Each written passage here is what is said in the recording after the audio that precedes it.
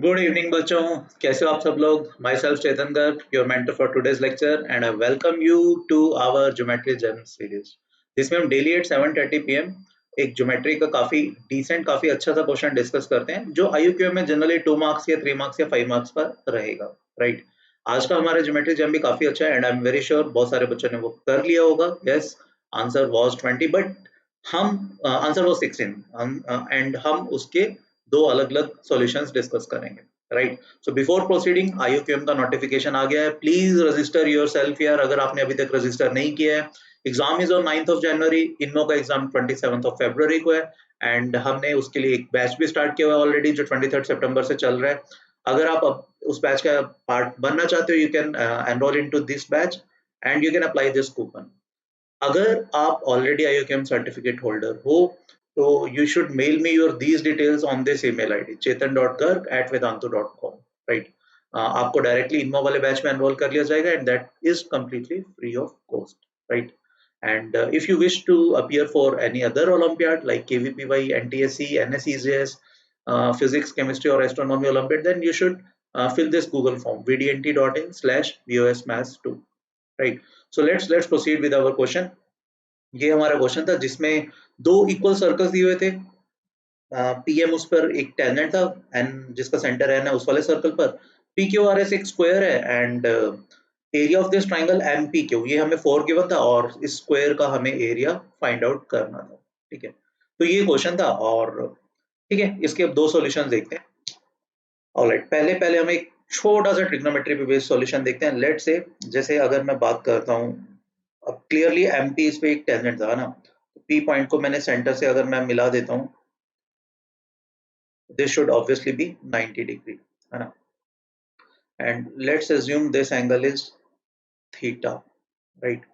तो n को मैं अगर उससे मिलाता हूँ, क्लियरली एन क्यू और एन पी दोनों रेडियस हैं, and that this angle should also be theta. And N से लेट से मैंने परपेंडिकुलर ड्रॉप किया। अब पी क्यू वाज अ कोड, एन जिसका सेंटर एन है उस सर्कल का, है ना।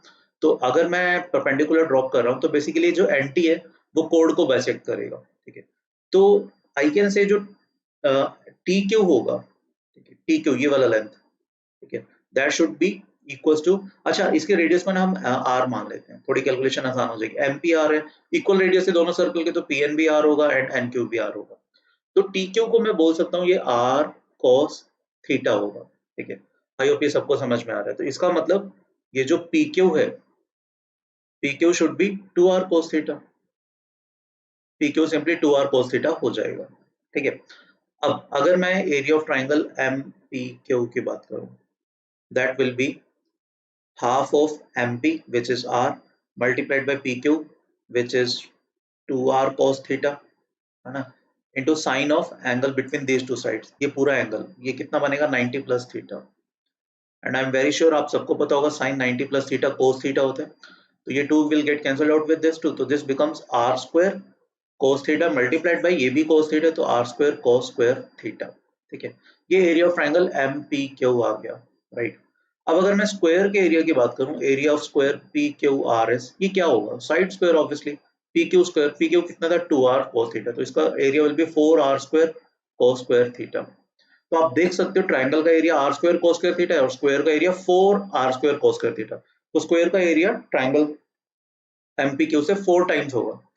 तो एमपीक्यू का एरिया हमें 4 गिवन है, तो स्क्वायर का एरिया कितना होना चाहिए, this implies area of square P Q R S, that should be 4 times 4 which is 16। ठीक है, तो 16 units is the perfect answer for this question. And इसमें कुछ नहीं लगा ट्रिग्नोमेट्री का, half A B sine theta, ये एक ट्राइंगल का एरिया का फॉर्मूला होता है, बस यही चीज लगी है। ठीक है, ये आई होप सबको समझ में आया होगा। इसी का हम एक ज्योमेट्रिकल सॉल्यूशन पे चलते हैं, जिसमें हम कोई ट्रिग्नोमेट्री नहीं यूज करेंगे, प्योर ज्योमेट्री। ठीक है, वो क्या है, इसमें ऑब्वियसली थोड़ी सी कंस्ट्रक्शन करेंगे। पी को हमने एन से ज्वाइन किया। अच्छा, लास्ट में शायद ना आपको ये नहीं समझ में आ रहा होगा, मे भी कुछ बच्चों की, ये 90 क्यों है भाई, ये टेंजेंट था एम पी, तो पी को एन से मैं ज्वाइन करूंगा, तो ऑब्वियसली सेंटर को अगर हम tangent foot of point of contact से ज्वाइन करते हैं, तो दैट इज 90 डिग्री, ये सबको पता होना चाहिए वैसे। अब जैसे अब मैं इस में हमने क्या किया, पी एन को हमने ज्वाइन किया, ठीक है, सेंटर से, और फिर आगे प्रोसीड करते हैं। लेट से किसी भी पॉइंट पे मिल रहा है, लेट से दिस पॉइंट इज कुछ भी मान लेते हैं, टी मान लेते हैं। हमने क्यू से एमपी टेंजेंट पे परपेंडिकुलर ड्रॉप किया, तो दिस पॉइंट इसको मान लेते हैं कुछ भी वी मान लेते हैं, चलो इस पॉइंट को वी मान लेते हैं, ठीक है।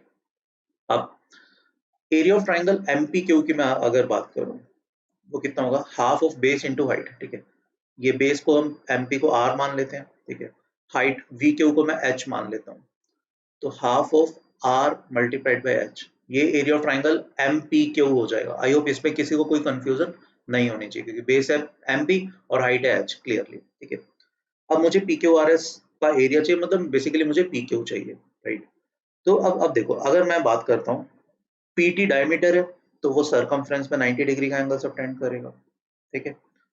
एम पी, ये वाली लाइन, ये जो एम पी लाइन थी वो टेंजेंट थी, और टेंजेंट PQ कोड के साथ एक एंगल सबटेंड कर रही है। Let's say this angle is, let's assume this angle is theta. तो अगर ये एंगल थीटा है, तो PQ कोड सरकमफ्रेंस पे भी सेम एंगल थीटा सबटेंड करेगी। तो अब अगर आप ध्यान से देखोगे, ट्राइंगल PVQ में, PVQ, P पे थीटा, V पे 90 और Q पे कुछ एंगल है। यहाँ पर TQP, क्या T पर थीटा, Q पे 90 और P पे वो सेम एंगल होना चाहिए। तो एंगल से I can say that these two triangles are similar, angle से, है ना। तो इसका मतलब PQ upon VQ, PQ upon VQ, right, that should be equal to कितना, that should be equal to how much, PQ की जगह आ जाएगा TP अपॉन PQ, ठीक है। तो what I can say, PQ square that is equal to TP into VQ, ठीक है। अब मुझे बताओ, VQ क्या आपको H नजर आ रहा है, VQ हाइट ही तो था, और TP क्या डायमीटर नजर आ रहा है, मतलब 2R, ठीक है, क्लियर। और यहां से अगर आप देखोगे, अब देखो आर एच का वैल्यू हम यहाँ से सब्स्टिट्यूट कर सकते हैं, तो आर टाइम्स एच, ये एक्चुअली क्या हो जाएगा, 2 से क्रॉस मल्टीप्लाई करो तो twice of area of triangle M P Q. तो यहाँ से what we can claim, P Q square जो है वो ट्वाइस ऑफ आर एच का वैल्यू हमने यहाँ से रख दिया, that is twice of area of triangle M P Q. That is nothing but P Q square, क्या है, area of square P Q R S, that is 4 times area of triangle M P Q. Area of triangle हमें given था 4, तो that is again 4 multiplied by 4, 16, ठीक है। तो square का area कितना आ गया, clearly P Q R S का, that comes out to be 16। और इसमें हमने क्लियरली कोई भी ट्रिग्नोमेट्री यूज नहीं किया, सिर्फ एक छोटी सी कंस्ट्रक्शन किया और थोड़ा सा सिमिलर ट्राइंगल्स का कंसेप्ट यूज किया, ठीक है। तो भाई ये आईयूक्यूएम लेवल के हिसाब से मेरे हिसाब से 2 मार्क्स का क्वेश्चन बनता है। 3 मार्क्स में अगर आता है तो इसको इजी क्वेश्चन काउंट किया जाएगा, बट यस, ये डेफिनेटली 2 मार्क्स के अराउंड का क्वेश्चन बनता है, राइट। तो आज के ज्योमेट्री जैम में इतना ही, कल मिलेंगे फिर से सेम टाइम, है ना, eight 7:30 with a new, with a different, with an interesting geometry jam, right? So till then, please take a very good care of yourself. Thank you. Bye bye.